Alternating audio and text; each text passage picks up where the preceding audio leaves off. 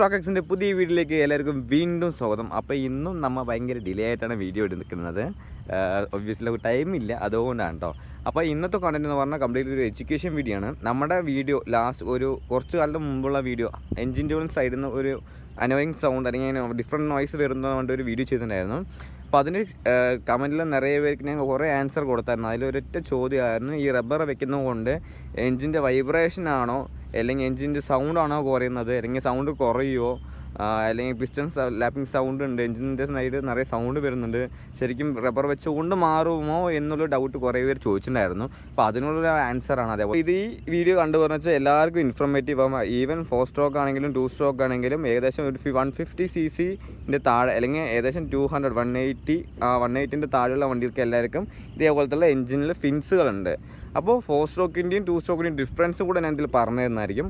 അപ്പോൾ ഈ രണ്ട് കാറ്റഗറി പറയുന്ന ആൾക്കാർക്ക് ഈ വീഡിയോ ഇൻഫർമേറ്റീവ് ആവും. അപ്പോൾ എന്തായാലും ഈ വീഡിയോ ഫുള്ളായി കാണുക. ഈ വീഡിയോ ഫുള്ളായി കണ്ടാൽ മാത്രമേ നിങ്ങൾക്ക് എന്തെങ്കിലും കുറച്ചെങ്കിലും മനസ്സിലാക്കാവുള്ളൂ. നിങ്ങൾ പകുതി കണ്ടിട്ട് ഇപ്പോൾ പോകുക അല്ലെങ്കിൽ കാബ അങ്ങോട്ട് ഇൻട്രോ കണ്ടിട്ട് ചാടി പോവുകയാണെങ്കിൽ നിങ്ങൾക്ക് ഒന്നും മനസ്സിലാക്കാൻ പോകുന്നില്ല. നമ്മുടെ വീഡിയോസ് എല്ലാം നല്ല എക്സ്പ്ലനേഷൻ ആയിരിക്കും, സിമ്പിളായിരിക്കും, പക്ഷേ അത് എല്ലാത്തിലും കുറച്ച് പോയിൻറ്റ്സ് ഉണ്ടാവും, നിങ്ങൾക്ക് ഉപകാരപ്പെടുന്ന പോലത്തെ പോയിൻറ്റ്സ് ഉണ്ടാവും. അതുകൊണ്ട് നിങ്ങൾ ഫുള്ളായി വീഡിയോ കാണാം. അപ്പം നമുക്ക് വീഡിയോയിലേക്ക് പോകണ്ടോ. നമ്മുടെ ഇന്നത്തെ വീഡിയോ പറഞ്ഞാൽ ഇതുപോലത്തെ റബ്ബറുകൾ ഇതിലെന്തിനാണ് ഉപയോഗിക്കുന്നത് എന്നാണ്.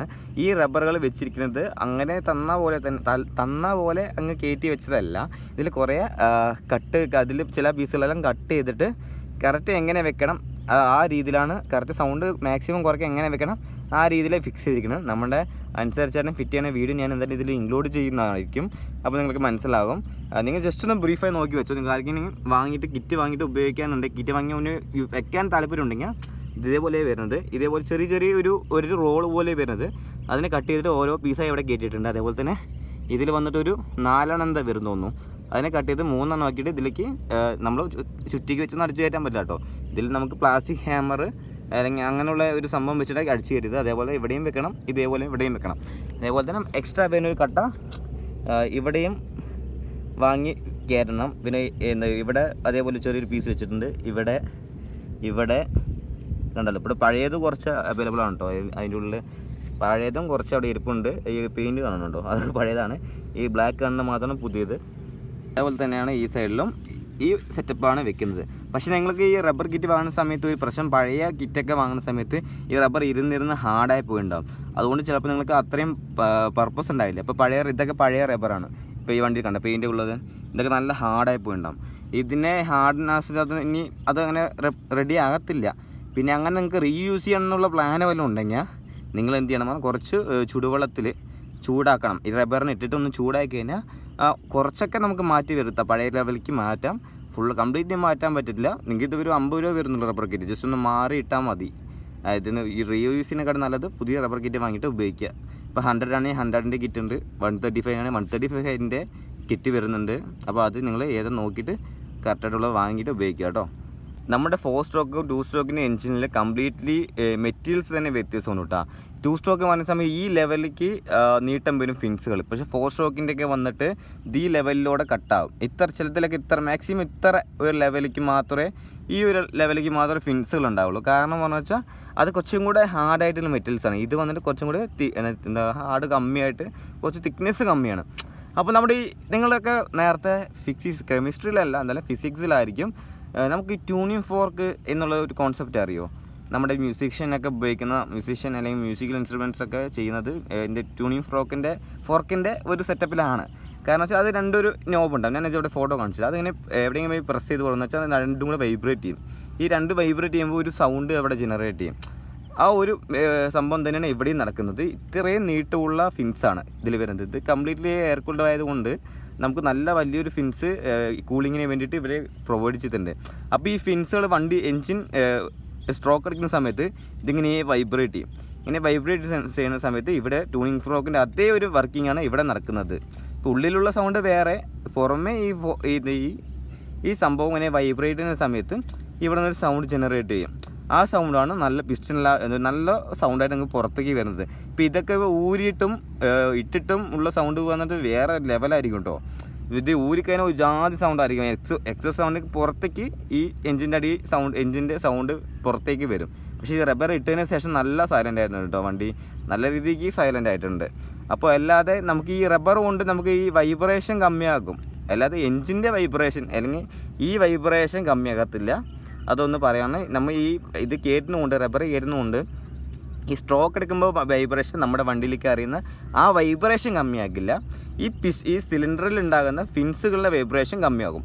അപ്പോഴാണ് ഈ സൗണ്ടുകൾ ഇല്ലാതാക്കുന്നത്. നമ്മൾ ട്യൂണിംഗ് ഫോർക്ക് വർക്ക് ചെയ്യാൻ പറഞ്ഞാൽ ഇത് ഊരിയിട്ട് പറഞ്ഞാൽ നന്നായി ഫ്ലെക്സിബിളായിട്ട് ഇത് വർക്ക് ചെയ്യും. ഐ മീൻ എന്താ പറയുക, മേളിക്കും താഴേക്കും വർക്ക് ചെയ്യും. അപ്പോൾ ഇവിടെ ഒരു സൗണ്ട് ജനറേറ്റ് ചെയ്യും.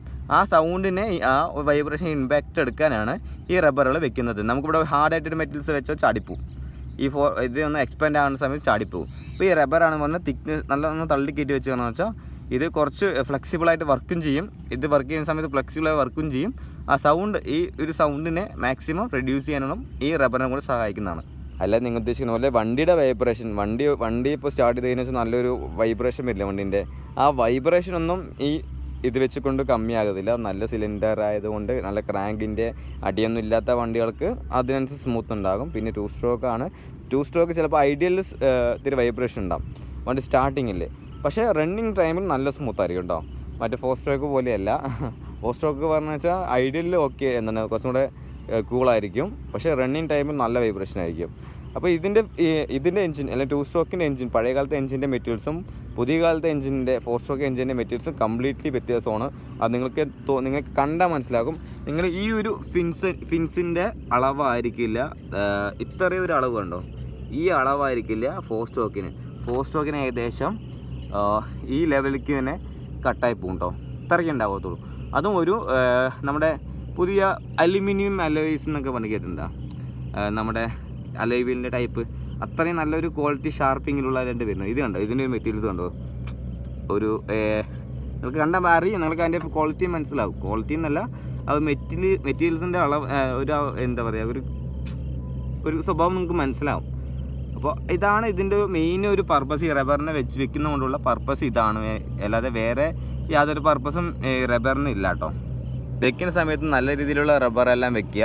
അപ്പോൾ അതിനനുസരിച്ചൊരു ക്വാളിറ്റി. പിന്നെ വാങ്ങിക്കഴിഞ്ഞാൽ നിങ്ങൾ തന്നെ വെക്കണമെന്നുണ്ടെങ്കിൽ ഒരു സാധനം കൊണ്ട് കുത്തി തല്ലി കയറ്റരുത്, ചുറ്റിക്കൊന്ന് അടിച്ച് കയറ്റരുത്. നമ്മൾ ഇതൊക്കെ വന്നിട്ട് പൊട്ടിച്ച് സ്ക്രൂ ഡ്രൈവർ വെച്ച് തള്ളി കയറ്റി, അതേപോലെ തന്നെ ഇത് വന്നിട്ട് പ്ലാസ്റ്റിക് ഹാമറോ അല്ലെങ്കിൽ ചെറിയ എന്തെങ്കിലും വെച്ചിട്ട് ചുമ്മാ ജസ്റ്റ് ഒരു പേപ്പർ എന്തെങ്കിലും വെക്കുക, അല്ലെങ്കിൽ ഒരു അട്ട വെച്ചിട്ട് ചുമ്മാ മെല്ലെ സിലിണ്ടറിന് ഒരു അനക്കമില്ലാത്ത രീതിയിൽ മെല്ലെ അടിച്ച് ഉള്ളിലേക്ക് ഇരുത്തുക. അല്ലാതെ വേറെ ഏതെങ്കിലും രീതി ചെയ്തതെന്ന് വെച്ചാൽ സിലിണ്ടർ ഡാമേജ് ചെയ്യാൻ ഞാൻ ഉത്തരവാദിയല്ല കേട്ടോ. ഞാനിപ്പോൾ തന്നെ പറയാം, ഒരു എന്താ പറയുക ഡിസ്ക്ലെയിമർ എന്നുള്ളതിൽ പറയാം കേട്ടോ. അപ്പോൾ നമ്മുടെ വീഡിയോ ഇത്രയൊക്കെ ഉള്ളൂ. നമ്മൾ വീഡിയോ എടുക്കാൻ വന്ന ഒരു പെർമിറ്റ് പുറത്താണ്. ഇവിടെയൊക്കെ കണ്ടോ എല്ലാം പൂട്ടിക്കൊണ്ടിരിക്കണേ കണ്ടല്ലോ, അവിടെ കൊയ്ത്ത് മെഷീനൊക്കെ ഉണ്ട്. അപ്പോൾ നമുക്കിനി ഒരു വീഡിയോ എക്സ്പ്ലെയിൻ ചെയ്യാൻ വലുതായിട്ടൊന്നുമില്ല, ഇത്രയുള്ള കാര്യം തന്നെ ഉള്ളൂ. സിമ്പിളായിട്ടുള്ള ഒരു എക്സ്പ്ലനേഷനാണ്.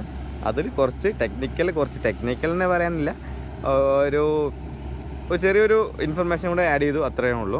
അപ്പോൾ ഇത്രയ്ക്കുള്ളൂ നമ്മുടെ വീഡിയോ. ഈ വീഡിയോ ഇഷ്ടപ്പെട്ടത് മറക്കാതെ തന്നെ ലൈക്ക് ചെയ്യുക. അതുപോലെ തന്നെ ഇതുപോലത്തെ വീഡിയോസ് വേണമെന്നുണ്ടെങ്കിൽ യൂട്യൂബ് ചാനൽ സബ്സ്ക്രൈബ് ചെയ്യുക. ആദ്യമായിട്ട് വരുന്നവരാണെങ്കിൽ മറക്കാതെ തന്നെ സബ്സ്ക്രൈബ് ചെയ്യുക. അതുപോലെ തന്നെ നിങ്ങൾക്ക് നിങ്ങളുടെ ഫ്രണ്ട്സ് ആരെങ്കിലും ഇതേപോലെ എഞ്ചിൻ സൗണ്ടൊക്കെ നേരിടുന്ന ആൾക്കാരുണ്ടെങ്കിൽ അവർക്കും ജസ്റ്റ് ഒന്ന് ഷെയർ ചെയ്ത് കൊടുക്കുക, അവർക്ക് ഇൻഫോർമേറ്റീവ് ആകട്ടെ. അപ്പോൾ ഇതുപോലത്തെ കിടിലൻ വീഡിയോ വരുന്നവരെ സൈൻ ഔട്ട്.